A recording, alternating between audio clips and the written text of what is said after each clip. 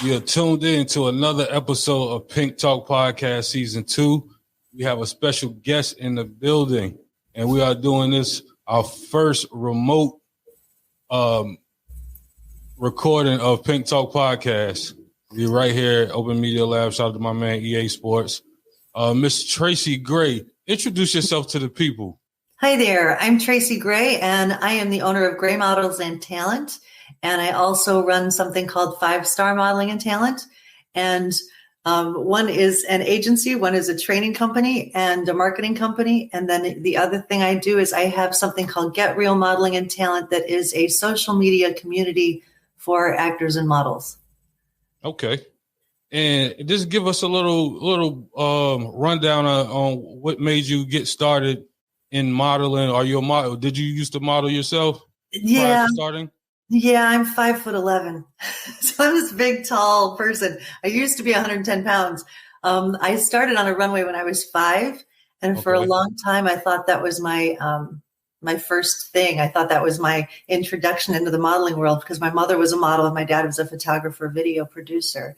But what I realized later on, my father informed me that I had been in a print campaign when I was 3 that I just didn't remember. So I actually started the whole thing when I was 3 years old.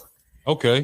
So you got a extensive background in it. So you know all angles of it. It's my whole life. Yeah. The interesting thing about the way my life has been as a path was I did enjoy being a talent. I had a great time. I had a wonderful experience in both the acting and the modeling worlds. But what I found was after watching my mother run acting and modeling companies, I realized how much I love the other side of things. I liked watching people grow and change and develop and getting into their emotions and things like that. And I got hit with the love of that when I was in my early 20s. So I'm 51 now. And so it's been 30 years of being in the chair that I currently sit in, other than that I added becoming an agent now 4 years ago. So I was just a coach for a long time. And then I decided to become an agency when I got hit with Hurricane Irma. We lived in Naples, Florida, and it kind of devastated us and we didn't know where we were going to live. So my brain went, oh my gosh, I'm abandoning my people that I've worked with all this time and that I love and didn't want to make them feel like I left them hanging. So I decided to become an agent so that wherever I could plug in my computer, wherever I could be on my laptop, I could still help them. So I added that to my forte because I got hit by a hurricane. Okay. So along the way, you've been doing the back end is what I would call it for 30 years. Along the way, since you've been doing it since you were 3, give us a little journey along prior to where you are now. My crazy, nutty past. When you start as such a young person, I was 5 years old, but I remember distinctly the balloons in my hand and the ruffles on my butt. And I was on the runway having a great time.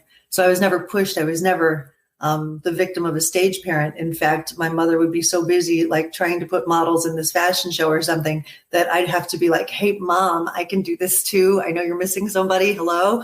And she'd go, yeah, you can do this. So that was not something that was ever a part of me, is that I had a stage parent. I did not. I wanted to do it.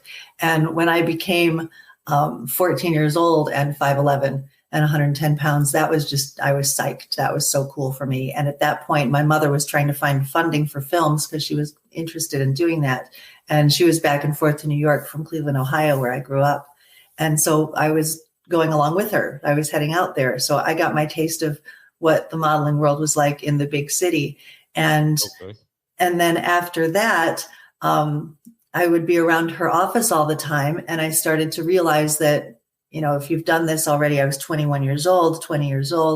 I'd already been doing this for 17 years. Eventually you go, oh, it's really nice to take a pretty picture. It's really nice to be in front of all those people who like looking at you. But watching people grow and change was just so much more special to me. And so I realized early on that I wanted to coach people and help them to find their dreams and find their path more than I ever really wanted to pursue my own. I'm a mom of 4, and I really wanted to be a mom. I'm an overachiever, so that's why I have 4. But that just made it where I didn't feel that the lifestyle of pursuing that sort of thing any longer would be conducive to having a bunch of kids. So I decided that I loved what I do more, that I'm a mom and work in this side of the business than I ever really did making pretty pictures and walking on stages. So I'm real happy where I am.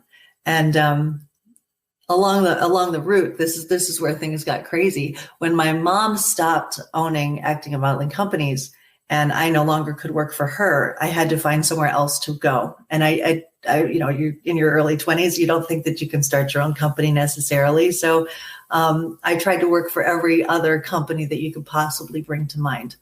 I know them all. I've been in their doors. I've talked with various owners of different companies, and I usually quit. And the reason why I would quit is because I didn't like the work ethic. So there was a lot of companies out there that were doing things that I didn't agree with. And that put me at a standstill. I think I tried to run other people's companies or own a franchise company where they tell you everything that you're supposed to do their way. I spent $75,000 on one of those, and I closed it after 3 years of being open. And I didn't appreciate the things that bothered me were, yes, talent is out there, and people aren't necessarily born with it. Everybody thinks, oh, is she born with it, or is she's a natural, or he's a natural, and that's not usually the norm.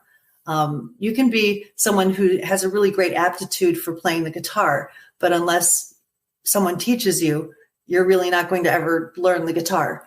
And and so you're not going to become the next, oh gosh, what's his name, Jimi Hendrix. You're not going to be Jimi Hendrix, and just without learning something. So people do need to learn. And the way that the industry has evolved and the things that I've seen occur have made people think that they don't need to learn anything, that there aren't any skills involved, that they can just pick it up from trial and error. And then they wonder why they're not getting paid.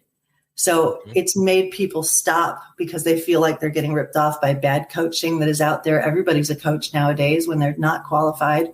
And companies are charging lots of money for this.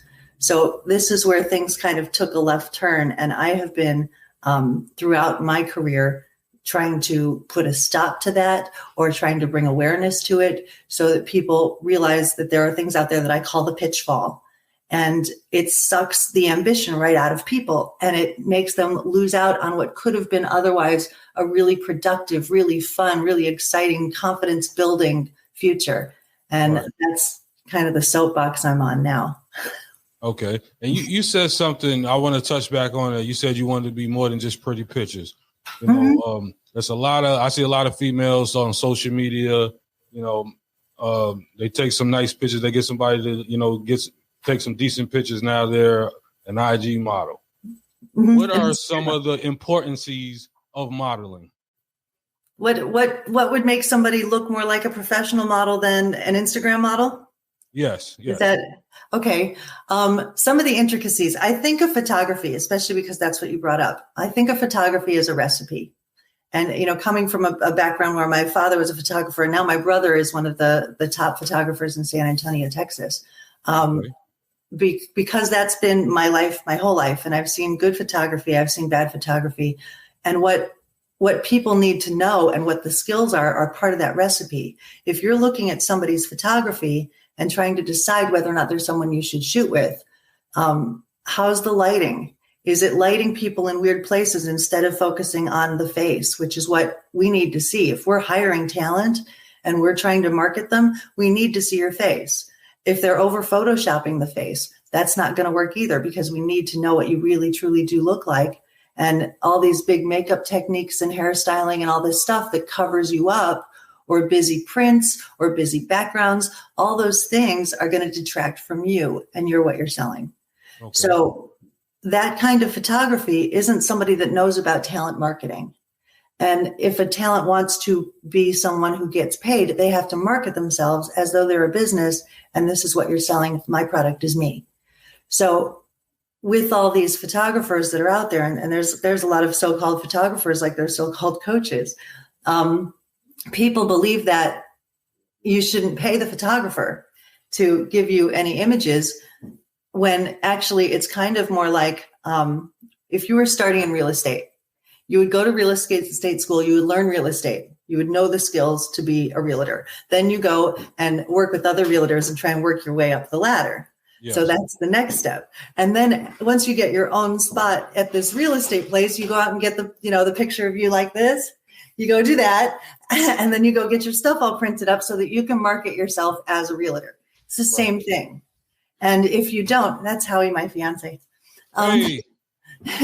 He's in the music business. Those are all his stage passes. So he's probably got something to do.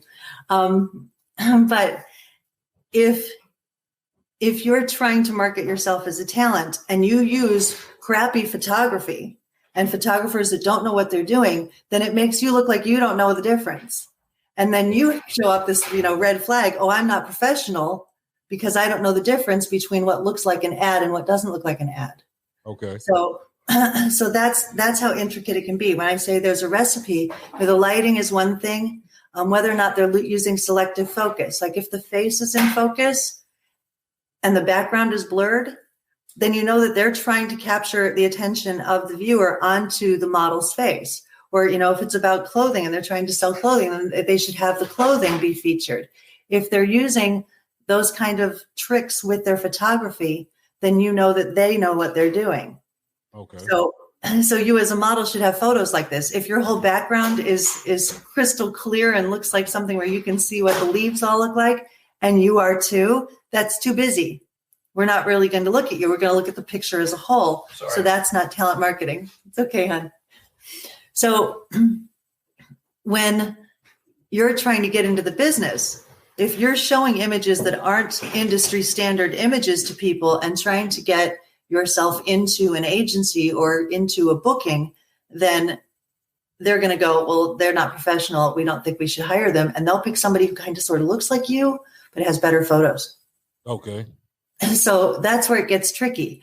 What you should be doing if you really want to get into the business is you find somebody who specializes in talent marketing and you pay that photographer a shoot, and it shouldn't be super expensive. Some of them will try and sell like $2,000 portfolios to people, and that's not necessary. Really, truly, and I brought some samples here, what you should be looking to do is to make a comp card.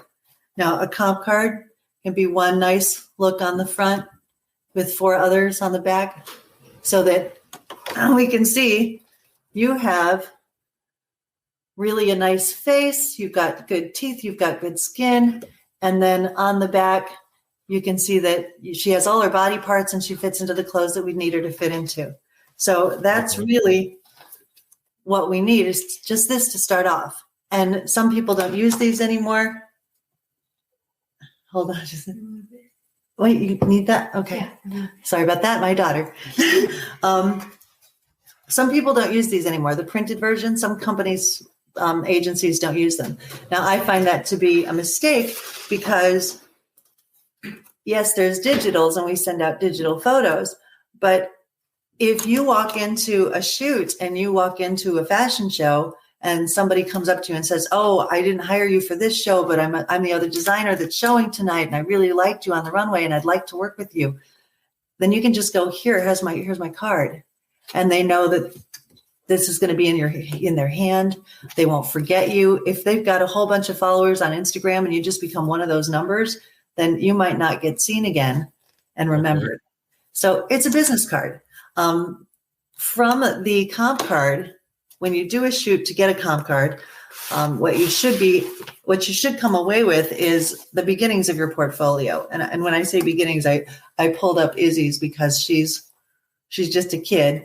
So this is her prior to her working. But if you look at, this was all extra stuff other than her comp card photos, the 5 that are on there, that came from the same photographer in the same day. And if you notice, there's this great variety and different expressions. There's some full length. There's some that are 3/4. There's some that are headshots. There's somewhere she's smiling. There's somewhere she's serious. There's somewhere she's making cute little faces. And then you get those printed into, if somebody acts, there's one more shot here. I'm dropping things. If someone acts, then they need a headshot, which is a little different than a comp card. Headshots are an 8x10. So they look like this. And it's just one friendly, here's my face picture. And you might have a variety of these ready depending on what the job is for. But really, you just need one shot to show them that that's what you look like. Now, on the back of the photo, I'll show you, this is Becky. On the back of Becky's is her resume. So that shows her, that's experience on there. There's different types, whether it's TV, film, commercials, and then there's her training, and then her special skills that she does if she speaks foreign languages, that kind of a thing. And that's what actors need to pass out and leave behind so that they're remembered. All right, that's pretty cool. I guess I covered that a lot, didn't I? Yeah, that's pretty cool right there. But you pretty much show how an actor or a model should market themselves. I've over the years, modeling has definitely changed. As far as the look. Sure. It was more of the size 0. Look now is a variety. You get the industry tall. You get all different sizes and shapes and sizes. What is the target at this moment in time as far as a model goes? That's really hard to say because you know what, with what I deal with both models and actors, and the commercial print market, which is something that people, throw around. Oh, I want to do commercial print because they think they can do that just because they're not super tall. And that's true. But commercial print is also for real people. So if you're a super tall girl, you might fit into the sample clothes that a designer needs you to fit into. And then that would require that somebody be more of a high fashion type model. But if you're into commercial print, that's 80% of the business. So I've had girls that did hand modeling jobs for Sheetz gas station. They got paid $500 to just use their hands. There's one of my girls just did a deodorant ad. So, you don't have to be tall and thin to rub deodorant on your armpits in a bathrobe. So there's things like that out there that are a whole nother part of the industry. And you really don't have to be a specific size. You just have to be someone that looks like a pleasant person to look at and fit what they're looking for that. Sometimes the mom types get booked a lot. The dad types get booked a lot. As long as you fit into, she looks like a nice, fresh-faced teen.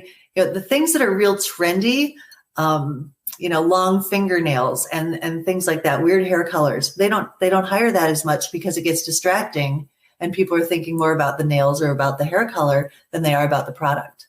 Okay. So if you study advertising and look at all the images around you all day long, that gives you a clear indication of, that looks like something that I should be hired for. That's an ad I could see myself in. And when you realize that, you can think about whether or not your look and your image that you have created for yourself fits into that particular role, and whether or not you would be considered as marketable for those particular bookings. So going in deep to, what am I marketable for? What are people going to like me in? Where should I be focusing, and realizing who would hire you and where that person is, and which agents deal with those people, and which agents don't have a whole bunch of people that already look like you. So that's where a lot of people get the rejection, is that they might be going for an agency that already has too many people that look like them. But in 6 months' time, that person might change their mind, or have a baby, or, go decide to do something else, pick up a different career, or go to school, not have time to do it. It's always changing, and a no doesn't always mean a no. It might mean not now. It might mean later. Okay. So persistence is really important, and you don't want to come at somebody. You want to come at somebody with a bad comp card. This one was really a bad comp card because we looked at her and said, "Oh, she's got armpit hair," And she had dragon lady fingernails. And in one picture, we wondered if her thumb was sticking out from the feathers or if that was something else. So that's not a good comp card. That's a comp card that'll make people go, "Ooh, she really doesn't know what she's doing," and they'll never hire you. Okay. So the posing techniques, knowing your lighting, knowing what kind of wardrobe to use when you're shooting, knowing how to get the most out of a shoot so that you can pose, and end up with a whole bunch of opportunities to choose and pick different things for your own marketing. Those are all skills that they help you get the job. But once you do get the job, it also makes the client love you and ask you to come back. I had one girl that just did a shoot in New York, and I hadn't met her until about a year ago. And this was a repeat client for her. And she was heading up there and she said, "Can you just give me some extra posing tips? I'd like to feel stronger in my posing now that I'm coming back a second time." And I told her about something called a Model C hand position. And when I taught her the Model C hand position, she went up to New York and started posing differently. And the photographer went, "You're doing something different with your hands, and I love it." And now he wanted her over and over again. So now he's thinking about sending her off to other clients of his, and she's built more business off of something simple as how to pose with your hands. Wow. So if somebody wanted to get in contact with you, how can they reach out to you? The best thing to do, it's so fun for me. I wanted to find a way that I could help people to learn without necessarily having to talk all the time, because I do talk a lot. I talk all the time. But I started something called GetRealModelingandActing.net. Okay. And it's meant to give real information to people about the industry, about some casting notices are on there. There's how to go to my New Faces meetings and see if signing with my agency is something that's interested in you. And there's courses in there too. So it's a nice community. I've got 370 people as of tonight. I just checked it. And it's been around now for, I would say, 4 months maybe. Okay. So we're growing quite a bit and people are loving it, and they're all getting to meet each other from all over the country. So it's really cool. And it's the best way to get some information and to watch some of my webinars. I have, I think, 11 hours of tips and how to handle the industry and what to look for if you're going to an event thinking it's an opportunity, whether or not it really is, and how to tell. So it's a whole bunch of stuff. I talk a lot, but it's there. GetRealModelingandActing.net. All right. So y'all tap in and y'all make sure y'all follow us on Pink Talk Podcast, Pink Talk _podcast, and follow me as well, B_Bugatti, the host. And make sure y'all follow Miss Faith at Miss Faith _Pink Talk. We're going to keep this rolling. Now, with modeling and acting, something I feel is very important that comes along with it. Fashion. Fashion. How important is fashion? I say a casting call, see someone, their face, you want to work with them, but you just look and you might be considering their fashion, and their fashion is not what you might say up to par, or vice versa. Someone that's very fashionable, but their face might not be up to par. Is that something you still kind of, could work with those people? Sure. Circumstances? Yeah, sure. Fashion and that falls kind of into under image. Some people just don't know. They don't know what's going to make their image more enhanced. They don't know what kind of styles they should be wearing, or what kind of colors they should be wearing, or what cuts are going to be nice for their shape, or that are going to bring out their eyes. Some people don't know these things. So being able to have the conversation about, this is what I think you should do with your wardrobe, or even your hair or something like that. As long as they're open to understanding that it's in their best interest as far as we can judge. My thought is, I'm not the only opinion out there. There's tons of them. Everybody's got one. We know what they say about them. But my opinion is based on what I've seen from, thousands of people and their paths and their successes. And if there's something that I think, hey, maybe you should try doing this, it's generally because that works for others. So if a certain hairstyle works for others, if a certain look, if a certain cut, if all of that works for people, then that's what really helps. What's really interesting is that when, when hiring talent or when trying to send them to a hiring party, like a model needs to go on a go-see, they want to keep that model as simple as possible where we can see their body structure. So we want to see, a tank top and a pair of pants. And when you're acting, it's a solid colored shirt and a pair of pants. So, or, it could be shorts, could be a skirt, but we want to keep it really simple because we do want to focus on the talent, because the fashion side of it comes more from what the hiring party will be giving them. So if the hiring party likes the look of them without the clothes on, then they're going to put the clothes on them, and that will create the fashion. Okay. So it's really not the individual's fashion so much as far as their clothing that they choose to wear, but it's more of their styling, I would say.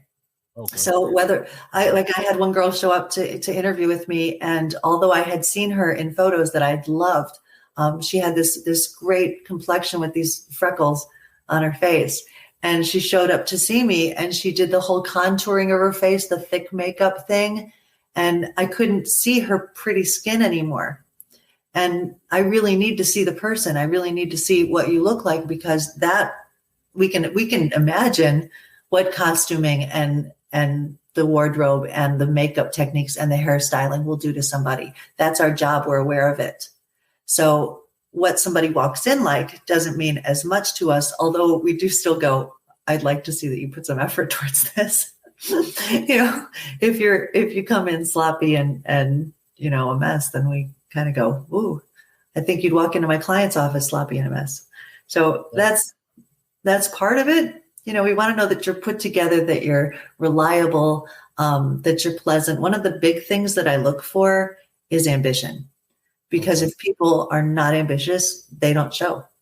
They don't take the opportunities that are coming their way, and then they quit.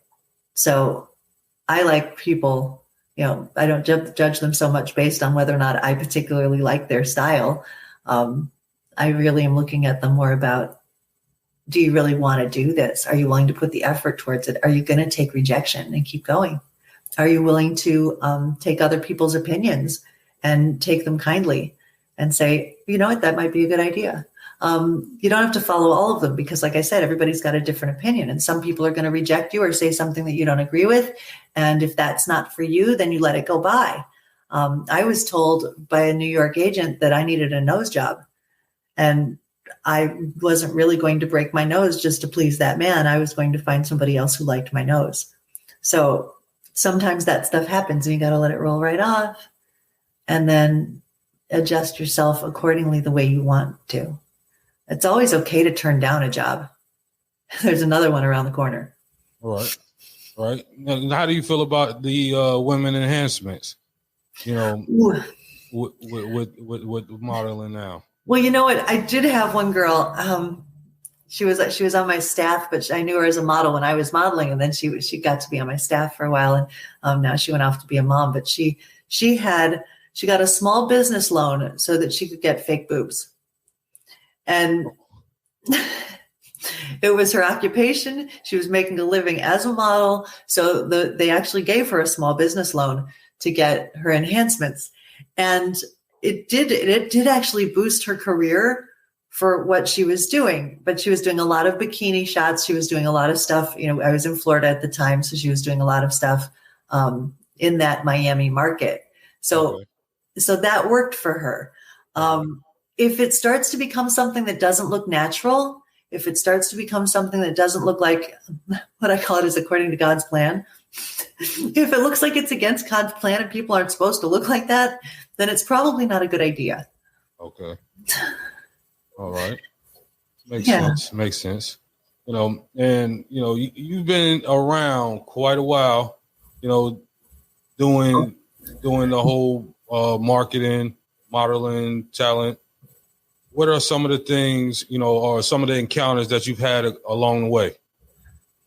Oh, goodness. That's a very broad conversation. Some of the encounters I've had along the way. I've met fashion coordinators, which are the people that organize the fashion shows for Dolce & Gabbana, Gucci, Versace, Helmut Lang. I've cast people for Disney. I'm regularly around celebrity types. One of my colleagues that I love a great deal is the woman out in LA that coached Brad Pitt, Halle Berry, Kelly Preston, Vince Vaughn. I have a unique group of friends. The fact that when you're in the entertainment industry and it's all around you and that's what you're doing all the time, your friends become photographers, producers, directors. I love this woman who goes by the Dre, and her name is Irene Dreyer, and she's the executive producer of The Sweet Life of Zach and Cody and The Sweet Life on Deck, and now she's doing various Disney films, and she's just great too. But that's just kind of my circle.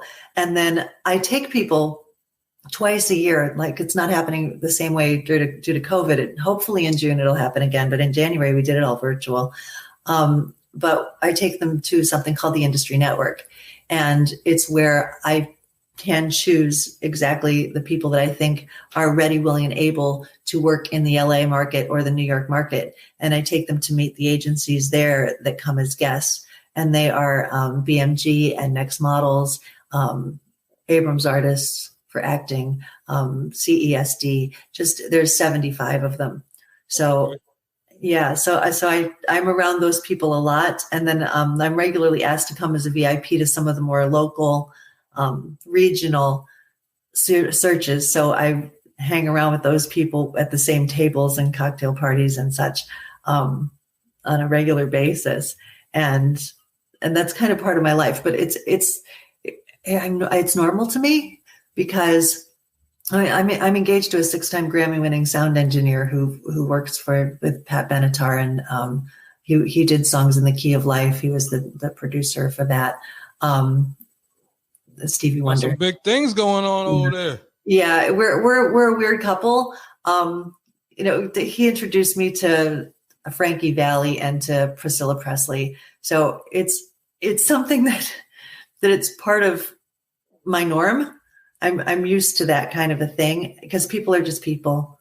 And if you talk to them as though they're people and you approach them about what it is that you can do to be helpful to them, then generally they like you. If you can bring somebody a smile, it's a great thing. Definitely. And you just mentioned the pandemic. Yeah. Pandemic. How has the pandemic affected you, and how did you cope with it? The pandemic's been an interesting animal because it took this industry, and I will say the runway shows pretty much, stopped for anything that's on a smaller local market kind of scale. They're starting to pick back up again, of course, but not as much as they were. And at first it was like this total shutdown, and everybody got scared and nothing happened for a little while. And what I did was I turned to my people and I said, okay, this is the time to hone your skills. This is the time to make sure you have everything ready, to make sure that I have your measurements right, that I have all the information that I need to, I revamped my website and said, let's do it a whole different way and make it easier and more user-friendly. I wanted to do things to enhance people's experience. My slogan for Gray Models and Talent is experience the contrast of gray. So I wanted to try and dot my I's and cross my T's and make sure everybody looked absolutely super and really marketable. And in the meantime, if they had a new skill, if a model wanted to start acting, how to hone that and make sure that was getting really well done. And I'll tell you, what ended up happening was a lot of the things did kind of go virtual. The videotape submissions for actors has been crazy. It's become a whole new thing because it used to be that you'd send in your headshots and your resumes, and if the casting director wanted to see you, you'd get invited into their office for a quick little, sometimes it was 7 minutes that somebody would walk in and walk back out after doing the script that was handed to them. If they give them what's called sides, which is like a sample from the script, and it's maybe 3 pages, maybe 7 at the tops. And it used to be you'd walk in and do that in person. Now you get to be at home, you videotape it, you get as many takes as you want to, and then you can send that in.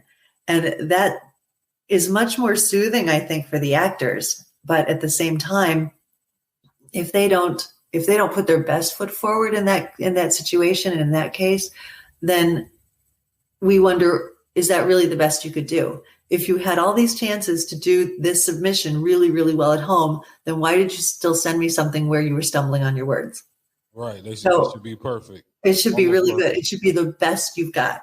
So now that's the different standard to think about is what your qualifications have to be so that you know you're nailing it, even if you've only got 2 days to do it, and get that sent in and be prompt about it and then follow the instructions the way they want. They all have different ways they want them done. And if you don't do that, because taking direction is so important in this business, then they're just going to overlook you, because now they can look for people nationwide instead of who can just drive to the office and show up. Right. So it's a different ballgame. It has definitely become more competitive. But I will say this, with it being more competitive, they're being more selective, but they're giving the talent bigger jobs. So what's happening, like one of my guys is in Red Notice, which is the Rock and Ryan Reynolds movie that was just filmed in Atlanta. And he went to Atlanta and he didn't even have to audition for it. He was chosen off of his headshot and resume, but they said, okay, if you're going to do this, yes, you need to be COVID tested, but we have a hotel where you have to stay for 2 weeks and you cannot see anybody. You cannot do anything. Nobody can come to your room. You will be by yourself in quarantine for 2 weeks and we will bring you food. So they had my talents in these rooms talking to each other on their cell phones just to keep busy. They'd only see each other they had 3 different COVID tests to take.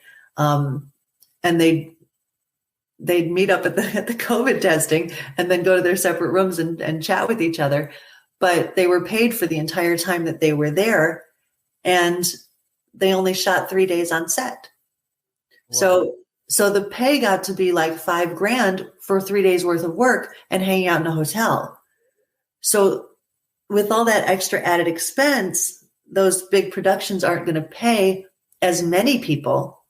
They're going to be more selective, but when they do, it's a bigger job. So it makes perfect sense.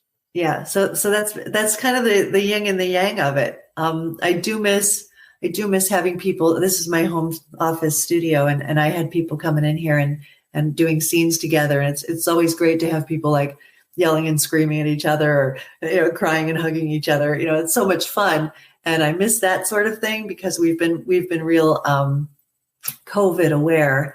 I don't want my family sick, and Howie did get it for a little while, and that was really rough.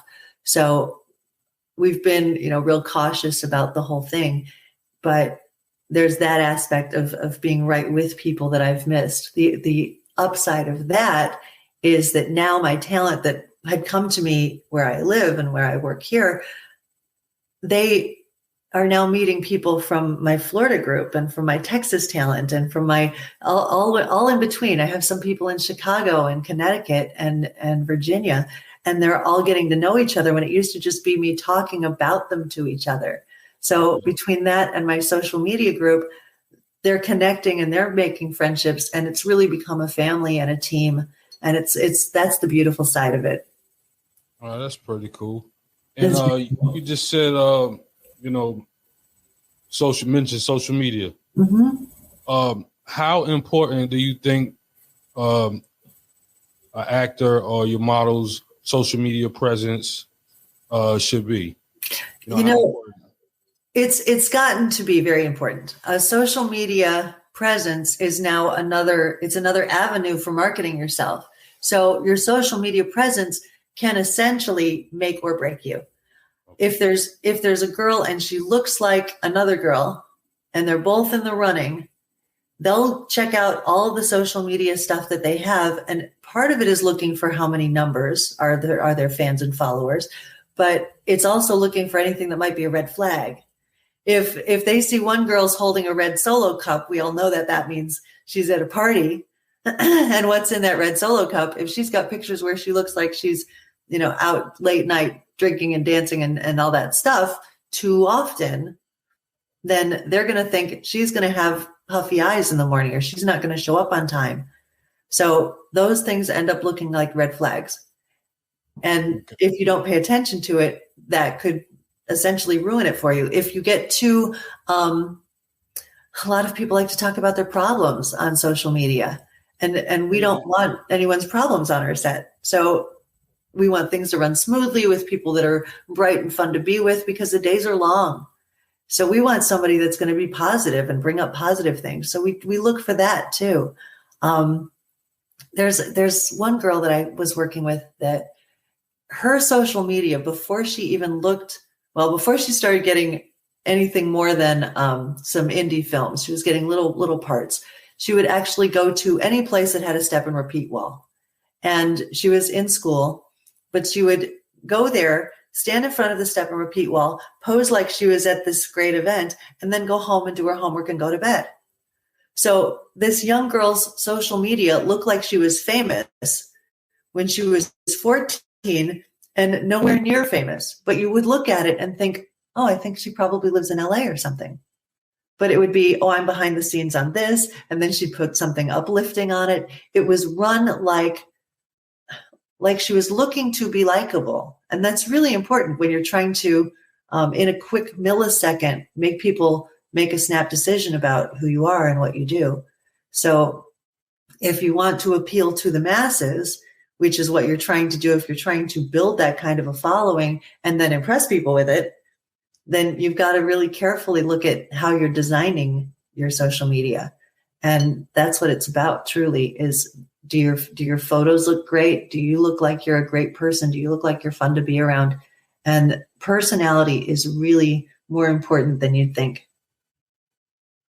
And with your talent that you have, have you ever had anyone that you had to say, hey, you need to take that down?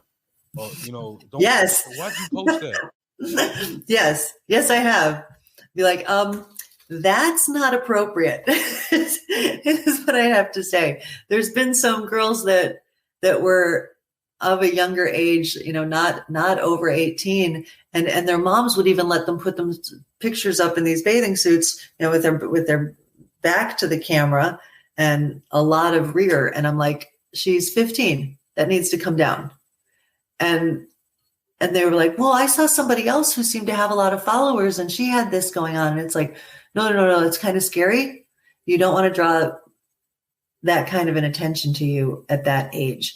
So I've had to do that before. I've had some people make comments back to others on some social media that I had to say, I'm pulling that down, and I don't want anyone to see that you even said that.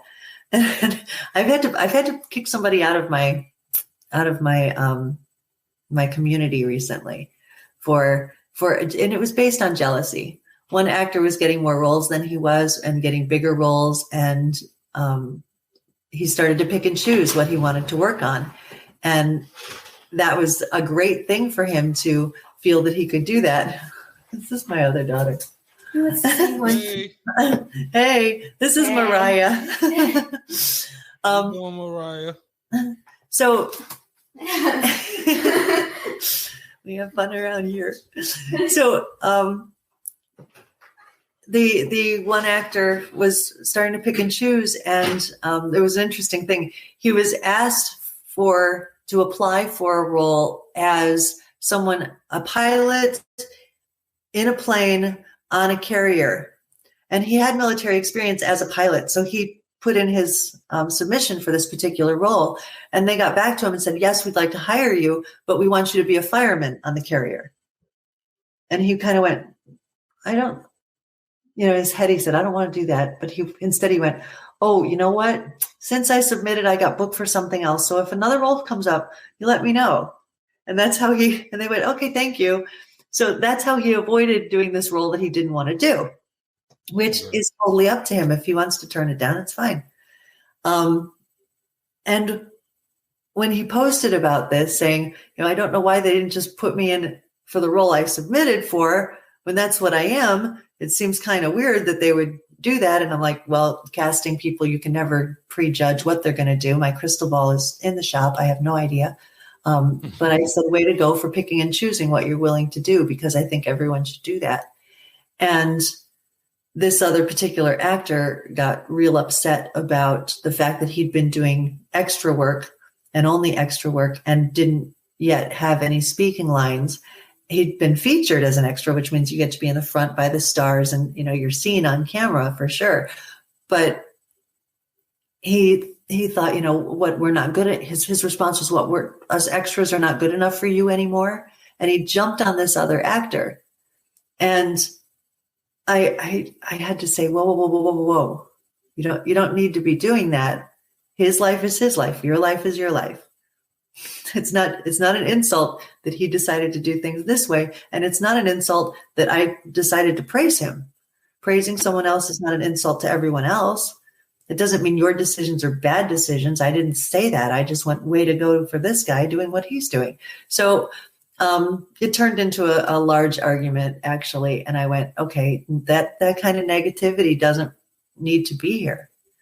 And right. People need to be understanding about casting choices. Sometimes things don't work the way they wanted them to. I had one actor, we were booking a music video, and we paired up couples, and there was supposed to be an older couple that looked like they'd been together for years. And then there had to be a couple that looked like they were on their first date. And then there was a couple in a wedding kind of scene. And we paired up the couples, and the middle couple that was supposed to be on a date were in the back of a pickup truck in the woods with the lantern, talking while hanging out on like a picnic in the back of a pickup. And we chose the couples. The couple was kind of in their 20s. And the woman said, I can't be there that day at that time. My daughter is graduating from kindergarten. And we're like, okay, that's kind of cute. And it is a milestone. I understand. Okay, fine. We just have to recast. So when we went to recast, the other girl that was chosen looked much younger, in the 20s range. She wasn't 26. She was more like 21. And she now no longer matched the actor because he looked more like 29. All right. So it didn't match anymore as well. So we had to tell the actor that it was going to be recast. And he got defensive and upset and said, that's very unprofessional. I'm like, no, actually, your response calling it unprofessional is unprofessional because these things happen all the time. And until the tape stops rolling, it's not over. So changes happen a lot, and you have to be very flexible and move within them and realize sometimes you can go there and you can work really hard and you can do a great scene and they'll still cut it out of the movie. So these things happen, and it takes a certain amount of drive and flexibility to keep going through that, and a positive attitude, because there's always another opportunity. Definitely. I feel you on that one there. So as far as Tracy Gray, where do you see yourself in the next 10 years? Oh, I have a plan. I have a plan.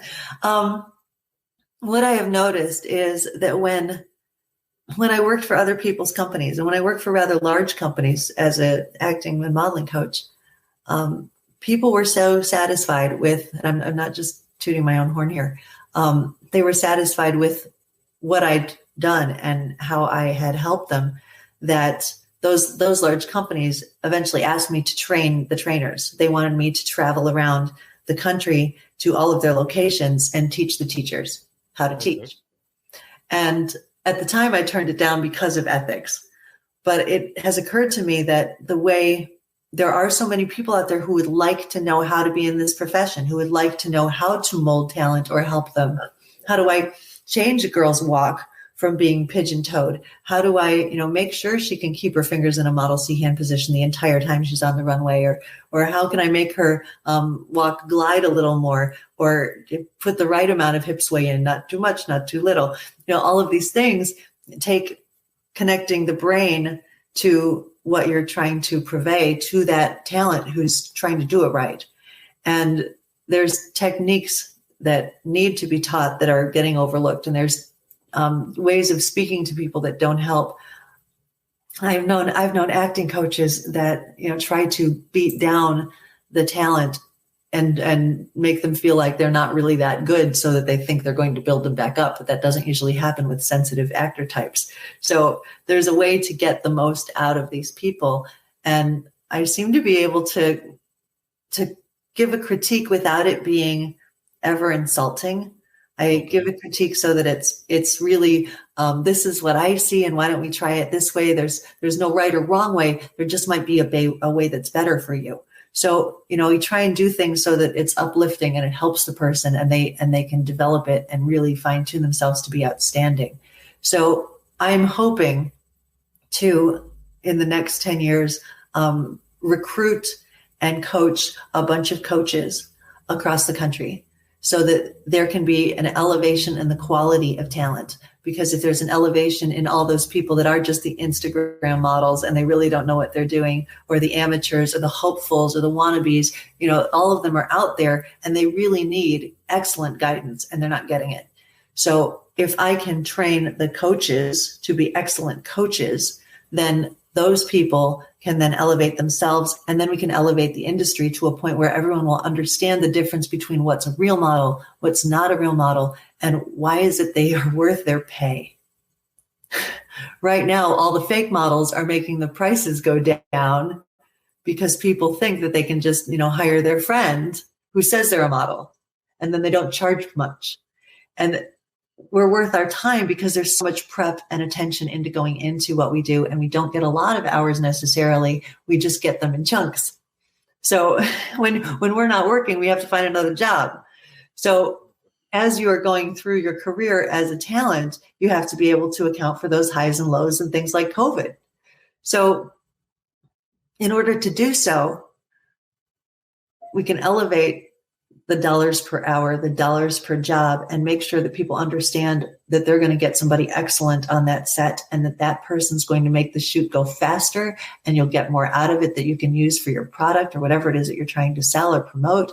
And your advertising will be much more amazing if you're using somebody who knows what they're doing.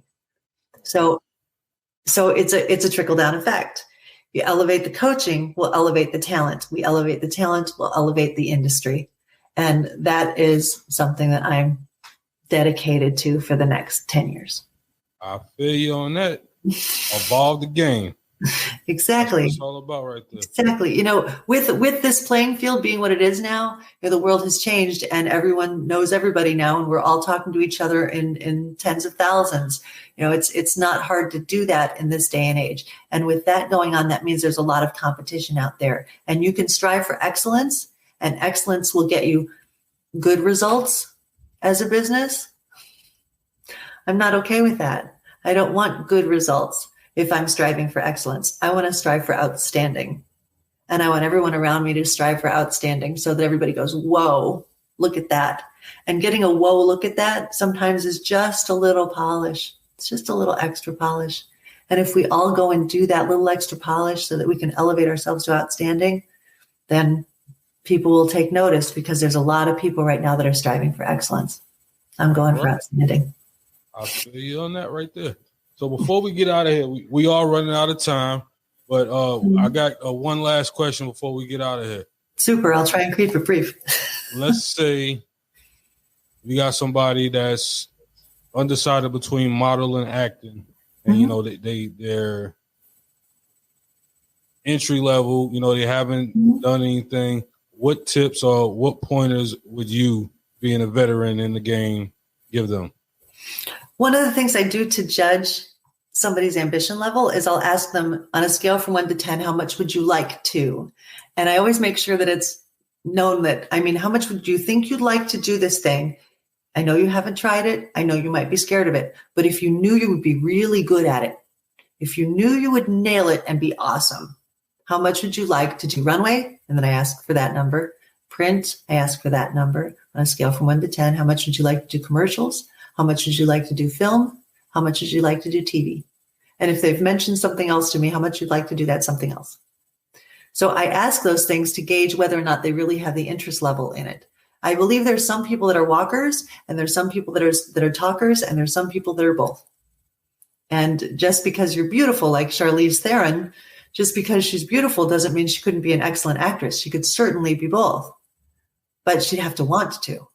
Right. So it's one of those things where if you don't have the desire and you don't have the ambition level, you'll quit.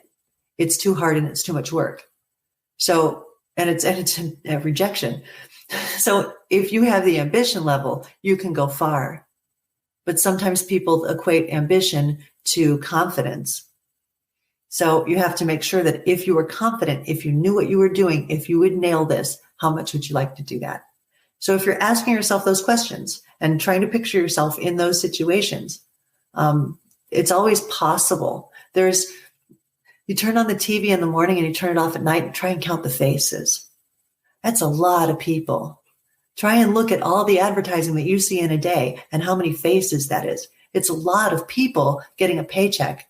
And I was only talking about one commercial or one channel. If you change the channels or pull up a different Netflix movie or anything, but decide to choose Amazon Prime instead of Netflix, there's so much content being made right now.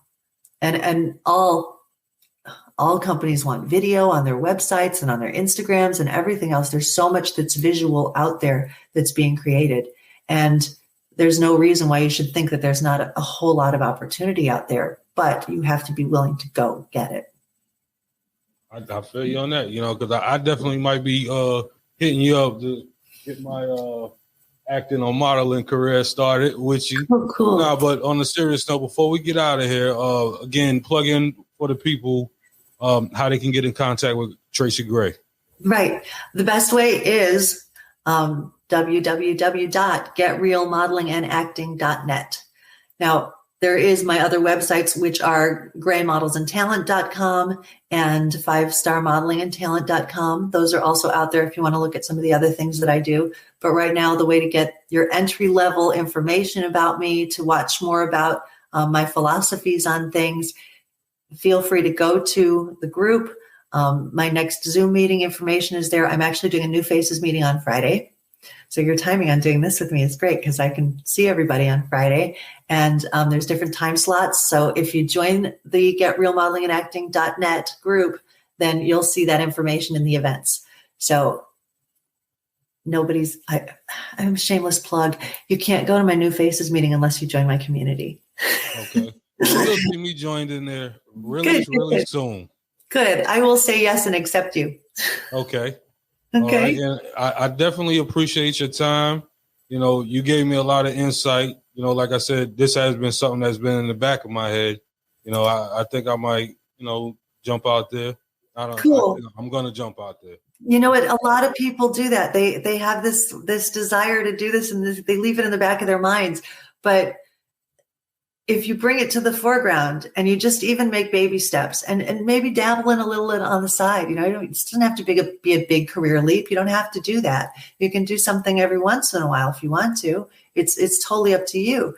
But as long as you're doing something to help you with that possible ambition, if you never check it out, you'll regret that you never did. I feel you. But yeah, again, I appreciate your time. I appreciate the insight, and hopefully I get a lot of these so-called IG modelers to take a look at this podcast when we air it so that they can know what's going on, because I'm tired of seeing trashy modeling. I want to see top quality modeling. Awesome. And yes, let's get real. Definitely help you with that. Super. Have a great night. Thanks for having me on. It was wonderful. All right. And y'all make sure y'all follow us at pinktalk_podcast. Follow me, B_Bugatti, the host. And we can't forget Miss Faye at Miss Faye _Pink Talk. Till the next episode, we are out.